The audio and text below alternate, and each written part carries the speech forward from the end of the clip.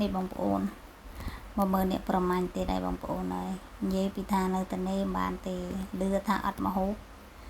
មានតែស្នាញ់មួយទៅហ្នឹងហើយនឹមបងនឹមប្អូនទៅហើយនោះគ្នាកើតនិយាយពីថាមានស្រះមួយនៅក្រោយផ្ទះអញ្ចឹងណាហើយស្រះហ្នឹងប្រលេងផងចាប់ផងប្រលេងផងចាប់ផងបងប្អូនរោត្រីពីក្រៅមកចាប់ប្រលេងចូលក្នុងហ្នឹងហើយចឹងទៅយើងសំណុកពេលយើងខ្វះមហូបអីយើងរោមហូបក្នុងស្រះយើងអញ្ចឹងណាស្រះហ្នឹងនៅក្រោយផ្ទះតែក្រោយផ្ទះហ្នឹងអ្នកណាគេមកបងដែរបងប្អូនដោយសារអីវានៅក្រៅលបងហ្នឹងហើយចឹងទៅពេលយើងអត់បានចាប់អារម្មណ៍គេក៏បងយើងក៏បងហ្នឹងហើយបងម្នាក់ម្ដងអញ្ចឹងណាធ្វើម៉េចទេ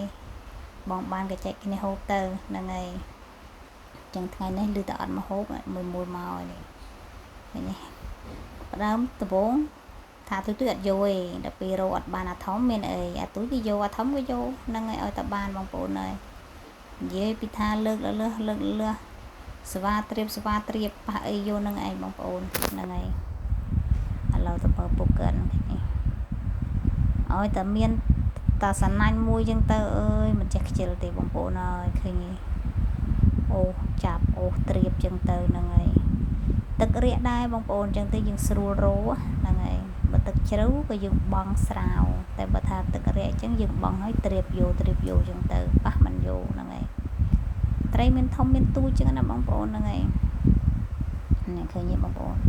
វាមិនធំពេកហើយវាក៏មិនតូចពេកដែរចឹងយើងអាចយកមកធ្វើម្ហូបបានហ្នឹងហើយ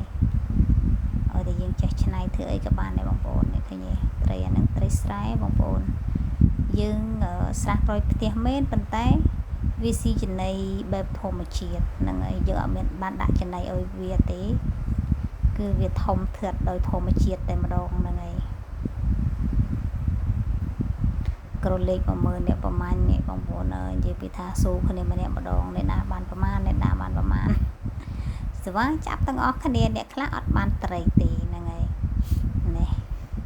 អ្នកពពូនេះវិញនេះចាប់ត្រីដែងមួយលើក្រៅសណាញ់នេះទៅមកហ្នឹងអត់ហ៊ានបោះឲ្យត្រីដែងមកចឹងយកមកដាក់ក្នុងធុងនឹងហ្មងទៅត្រីដែងធម្មតាបើយើងបោះវាស្រួលអាចមុតដៃមែននេះចាំបើយើងចាប់ជាប់ហើយយើងត្រូវដាក់វាតាមសម្រួលដែរហ្នឹងហើយ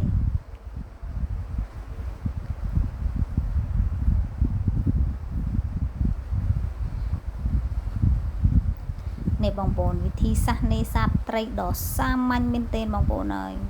និយាយពីថាលក្ខណៈថាបែបងាយហ្នឹងហើយសាមញ្ញតែបែបងាយចឹងទៅយើងអាចរំហូបបានហើយ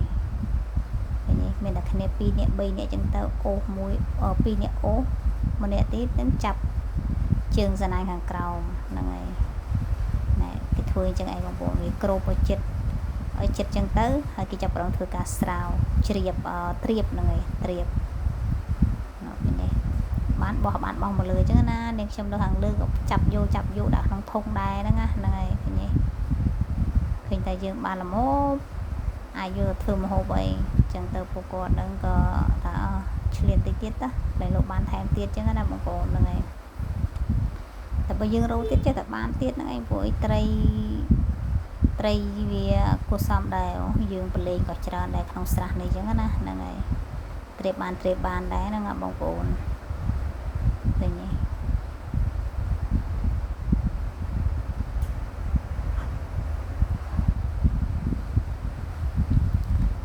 ខាងនេះវិញជាមួយចាប់មកវិញបានកែបបងប្អូនចាំមើលណែលើបានហើយនឹងកែបបងប្អូនអើយឡើងប៉ុណ្ណាណៃហ្នឹងហើយឆ្ងល់ដែរកែបនឹងលូតមកដល់លើគោកអត់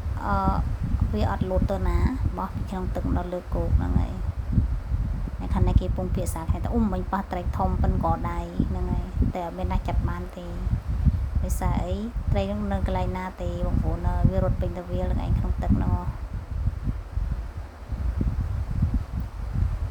ចឹងយើងមើលនេះបើនឹងមុខនឹងខ្ញុំអានឹងសបុកចាបនេះបងប្អូនហ្នឹងហើយបុកចាបដំបងឡើយខ្ញុំស្មានតែមានពងនៅក្នុងនោះទេបងប្អូនដល់ពេលយើងពិនិត្យមើលខាងក្នុងទៅឃើញពងចាបនៅក្នុងនេះឥឡូវបងប្អូនទៅមើលទាំងអស់គ្នាថាឃើញពងមែនអត់នោះឃើញលំហ្នឹងហើយលំពង2គ្រាប់នៅក្នុងបងប្អូនឃើញសសរហ្នឹងហើយ 2គ្រាប់មែនបងប្អូនអើយដំបូងឡើងខ្ញុំស្មានតែមានពងនោះខ្ញុំប៊ីសនឹងបេះវត្តចោលតែសំណាងឯងមើលតាន់ហ្នឹងហើយហើយវាចេះធ្វើសបុកនៅនឹងលើស្លឹកត្នោតងាប់អញ្ចឹងណាហ្នឹងហើយ